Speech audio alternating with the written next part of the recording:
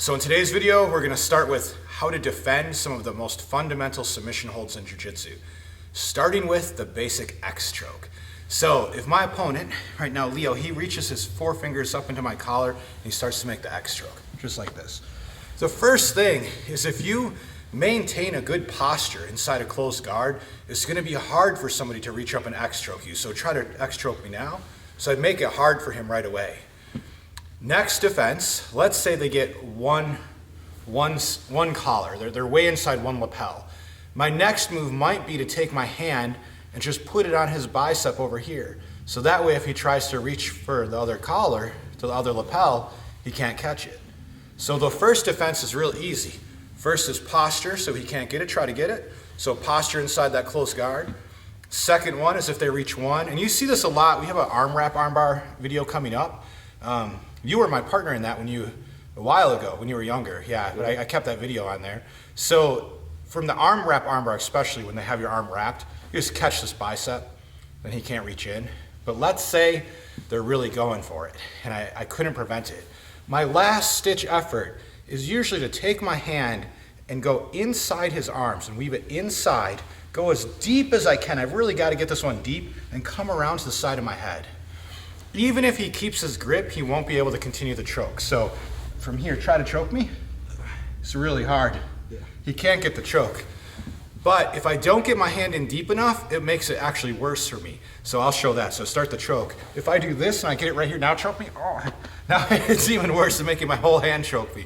So if you want to do that last one, which I've done many times, you've got to get your arm really deep, like real deep, reach way over and get way to the back of your head. Now you can't get it. And that time I broke the grip, so you might break the grip.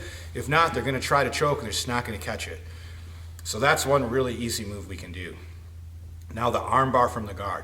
I say to a lot of people that the arm bar from the guard is fairly advanced. Like it's a beginning move. I think we have it on like our one stripe white belt or something like that.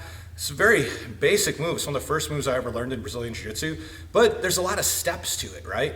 And because there's a lot of steps, we oftentimes see this armbar coming. So the first step might be that he breaks the grip and traps my arm. I kind of know now, okay, the armbars may be coming, right? So when he goes for the armbar, so go ahead and take the armbar, Leo. So he's gonna put, yeah, there you go. Now bring this leg over my head. Right now, what I'm gonna do here, so if I saw the armbar coming, I'm gonna bring my legs forward and I'm gonna hug his head like this, just like that. When I hug his head and I put a lot of pressure on him like this, it makes it hard for him to come this way and catch my arm, okay? If I just move forward on him, he can go underneath me and apply the corkscrew armbar. Here we go, yes. Good. You saw that corkscrew armbar in another video, because I won a fight with that way back in the day. So in our white to blue belt level, I showed that corkscrew armbar. So let's try this again. So he goes for the move. Okay. If I hug his head, go ahead and bring your leg up. If I hug his head like this, now he can't go underneath my body because of how I have his head hugged. So from there, I just slowly start to bring my elbow out, and this might take a while. I'm also keeping my knees on the ground right now. I'm just gonna do it for a second, Leo. In a real match, I'd really be putting the pressure on him here.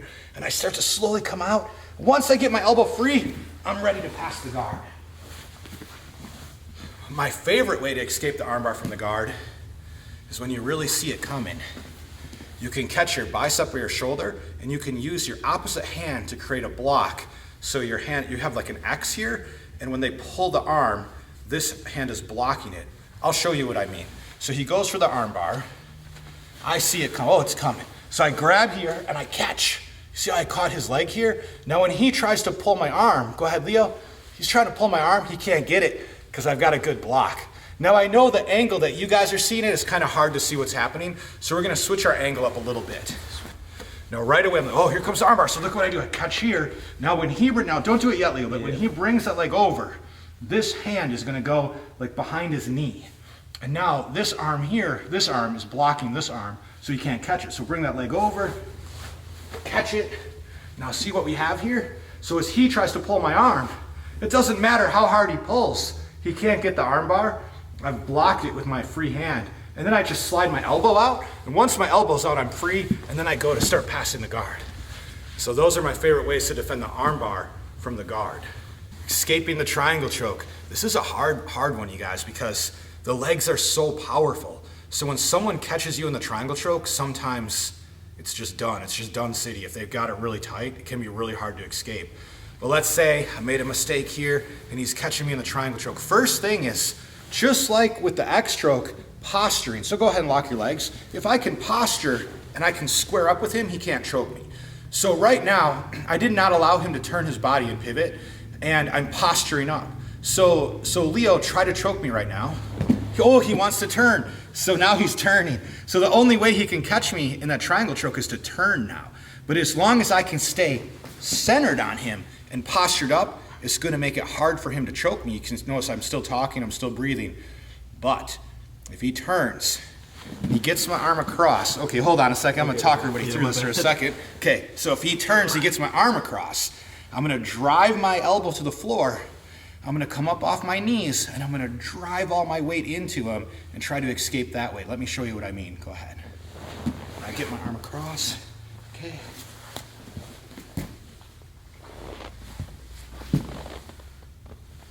So sometimes where the camera is situated, it's hard for you guys to see what's happening here and the correct angle.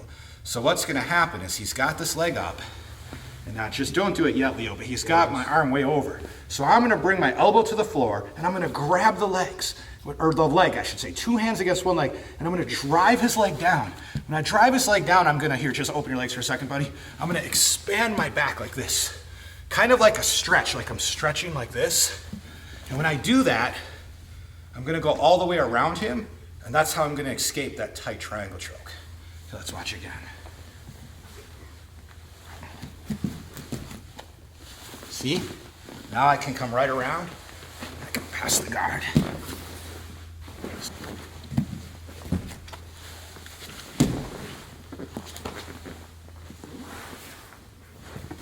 Now we're gonna escape the Kimura lock.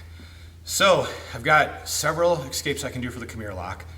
The first one is the easiest one. If he goes for my arm here, okay, go for my arm there, I'm gonna sometimes be able to pull my arm out. When I pull my arm out, I push him, so I push his shoulder, and I slide my arm out. The way I slide, if my arm, here you can sit back again, buddy. If my arm looks like this, so don't sit up yet, Leo, I turn my hand this way, so I turn my palm up, and I slide out. Pulling the arm out for a Kimura lock can be really dangerous, because if he doesn't quite have it locked yet and I just pull my arm out like this with my arm already in Kimura lock position, I can put myself in a position where he gets it really bad.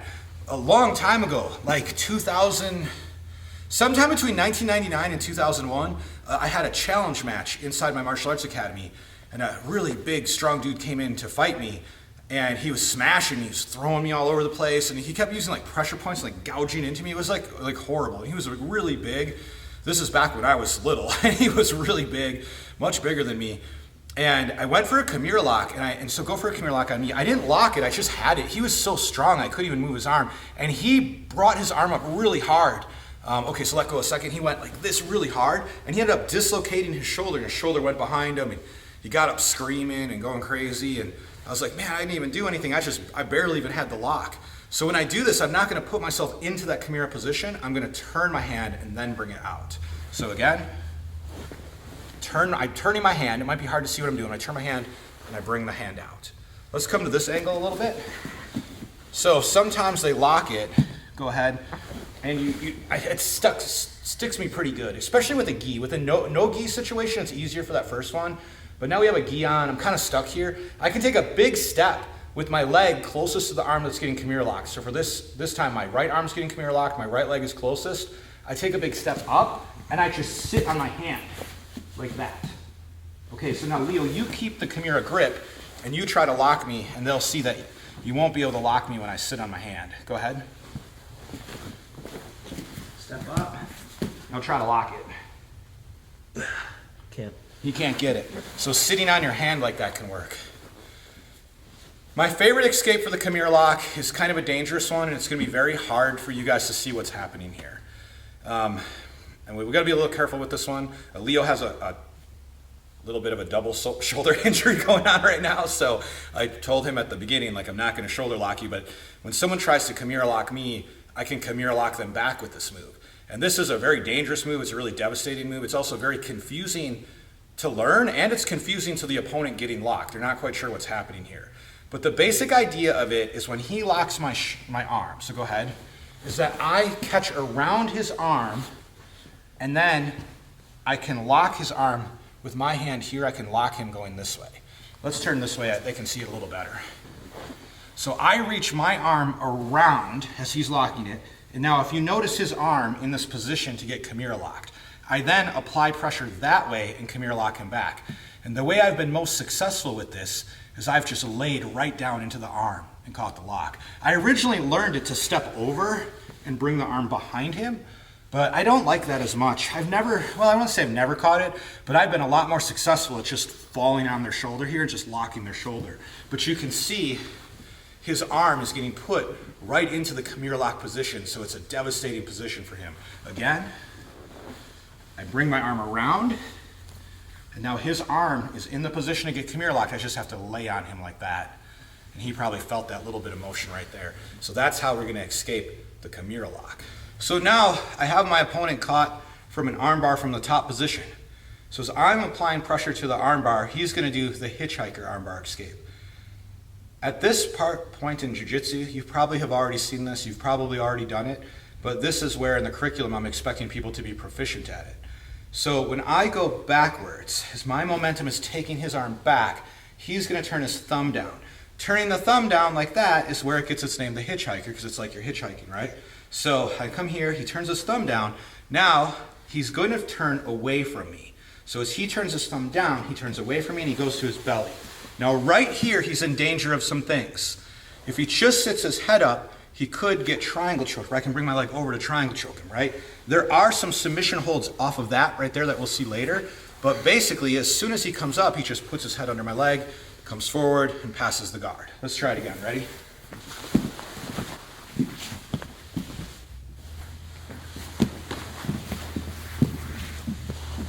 Those are some escapes from some fundamental submissions in Jiu-Jitsu.